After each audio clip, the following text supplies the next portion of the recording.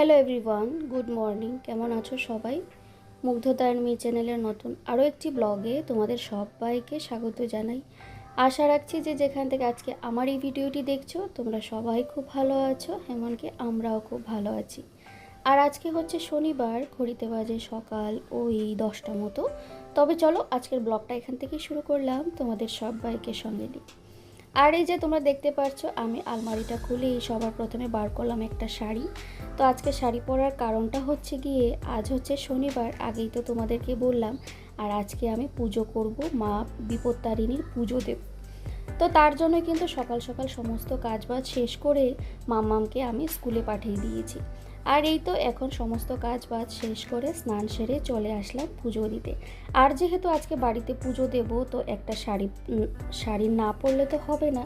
তো ভাবলাম আগে একটা শাড়ি পরে নিই, তারপর না হয় পুজোর সমস্ত কাজে আমি হাত লাগাবো।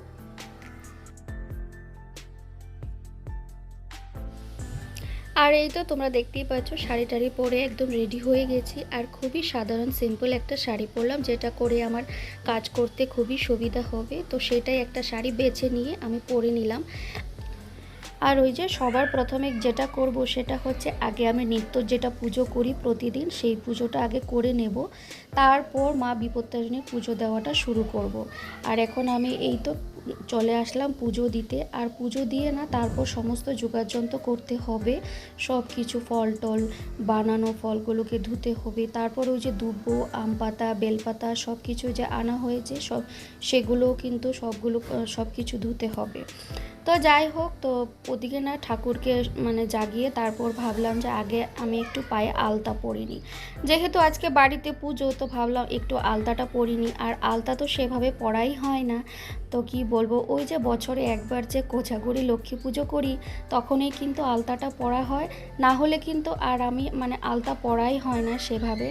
অনেককে দেখি জানো তো, প্রতি বৃহস্পতিবার পায়ে আলতা পরে, কিন্তু ওই যে বলতে পারো সময়ের অভাবে, বা দেখবে কখনো কখনো কিন্তু একদম মাথাতেই থাকে না যে আজকে বৃহস্পতিবার, আজকে পায়ে আলতা পরব। তো ভাবলাম আজ যেহেতু মা বিপত্তারিণীর পুজো দিচ্ছি, আর আমার কিন্তু মনেও আছে যে আলতাটা পরতে হবে, তো ভাবলাম যে সবার আগে আমি আলতাটা পরিনি মাথায় থাকতে থাকতে। তো যাই হোক, আলতাটা পরে নিলাম। আর কেমন লাগছে সেটা আমাকে জানিও। তো চলো, এই যে আমার এখানে কিন্তু পুজো দেওয়াটা হয়ে গেছে, আর এখন চলে যাব মার পুজোটা যোগাযন্ত্র করতে। আর এই তো মা বিপত্তারিণীকে একদম সুন্দর করে একটা আসন পেতে সাজিয়ে আমি ছবিটা বসিয়ে দিয়েছি। তারপর এখন আমি ঘরটাকেও সাজিয়ে নিচ্ছি। আর আমি যে এই মুহূর্তে ভয়েস দিচ্ছি, হয়তো একটু প্রবলেম হতে পারে, তোমাদের একটু নয়েজ আসতে পারে, কারণ আমি যে ভয়েস দিচ্ছি মাম্মাম কিন্তু পেছনে খুব চিৎকার চেঁচামেচি করছে।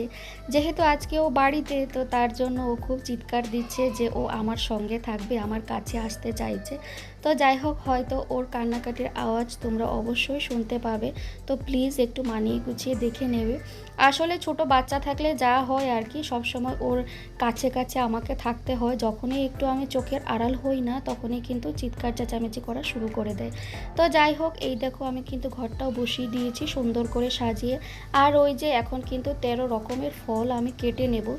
যদিও 13 রকমের ফুল ফল দিয়ে যেটা বিপত্তারিণী মাকে পুজো করা হয়, সেই পুজোর দিনটা কিন্তু চলে গেছে। আসলে রথের পরে যেই শনি মঙ্গলবার দুটো পরে, সেই শনি মঙ্গলবারেই কিন্তু পুজোটা করতে হয়। কিন্তু সেই দুদিন আমি এক পুজো করতে পারিনি।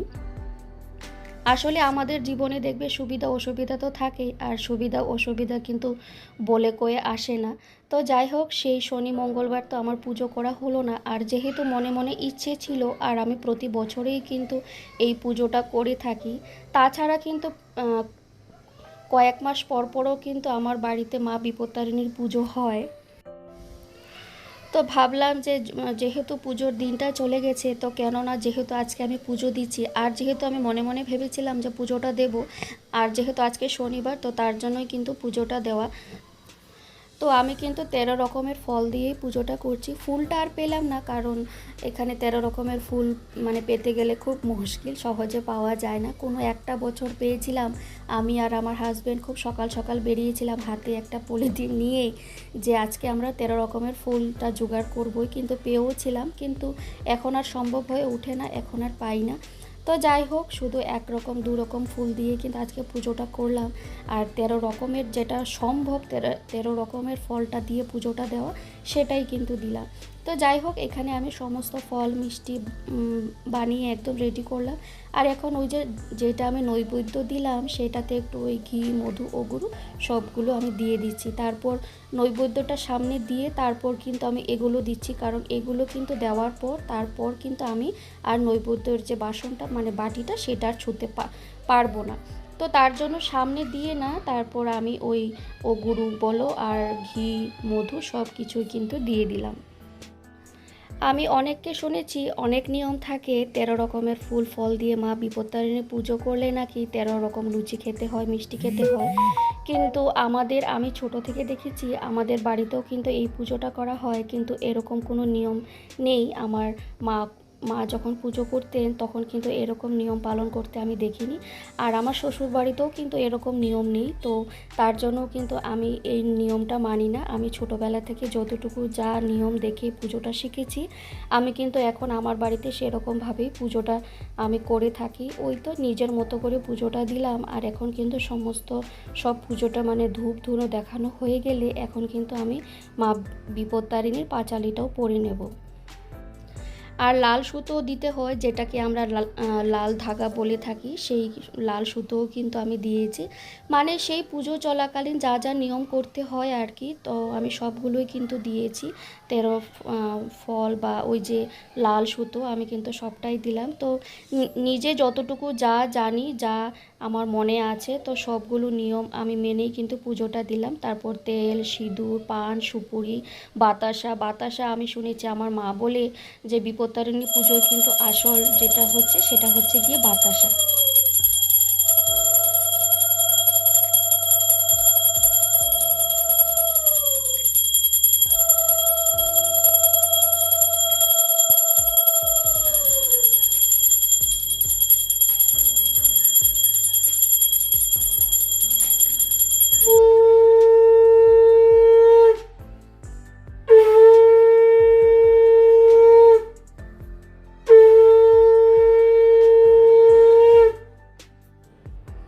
আর এই তো পুজো শেষ করে আমি আমার মতো করে অল্প দক্ষিণাও দিয়ে দিলাম। আর শুনেছি দক্ষিণা না দেওয়া পর্যন্ত নাকি পুজোটা সম্পূর্ণ হয় না। আর এদিকে হাজব্যান্ডকেও বললাম আমার পুজো দেওয়া শেষ, এসে একটু মাকে ভক্তি করে যাও।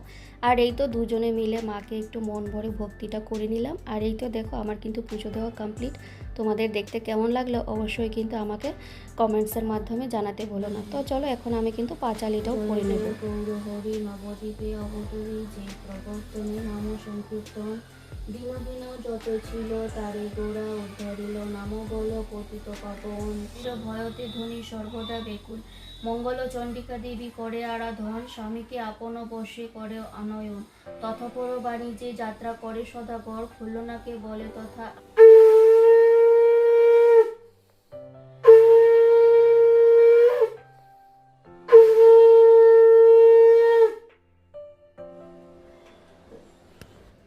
তো যাই হোক, পুরো পাঁচালিটা তোমাদেরকে শোনালাম না, আসলে পুরোটা শোনাতে গেলে অনেকটা সময়ের ব্যাপার।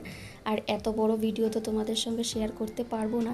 তো যাই হোক, মাম্মাম কিন্তু স্কুল থেকে চলে এসেছে। আর আমি যখনই পায়ে আলতা পরেছিলাম তখনই কিন্তু ভেবে রেখেছিলাম যে আমার দুষ্টু যখন স্কুল থেকে আসবে তখন আমি ওকে আলতা পরিয়ে দেব। আর আসলে কি বলো তো, আমি যখনই মানে হাতে নেল পলিশ পরি বা যখনই কিছু একটা সাজি আর কি, ওরও খুব সাজতে ইচ্ছে করে। তো যাই হোক, আর আমি যখন আলতাটা পরলাম তো ভাবলাম আমি মাম্মামকেও পায়ে আলতা পরিয়ে দেব। আর এই তো দেখো দুষ্টুকে আমি পায়ে আলতা পরিয়ে দিলাম, কেমন লাগছে ওর পা দুটো দেখে অবশ্যই কিন্তু আমাকে কমেন্টসে জানাতে ভুলো না।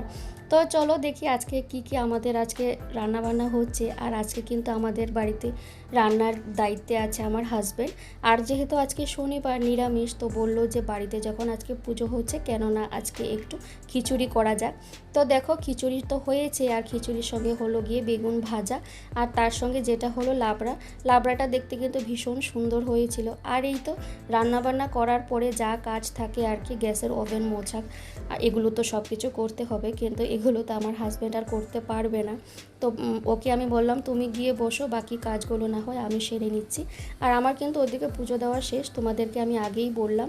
আর পুজো শেষ করে কিন্তু আমরা প্রসাদও নিয়ে নিয়েছিলাম। আর এখন ঘড়ির কাঁটায় বাজে ওই দুপুর 2টো বাজবে করছে। তো যাই হোক, মাম্মামকে এখন খাওয়াবো। আর মাম্মাম যেহেতু খিচুড়ি খুব একটা বেশি পছন্দ করে না, তো ভাবলাম ওর জন্য একটু পাঁপড় ভেজে নিই।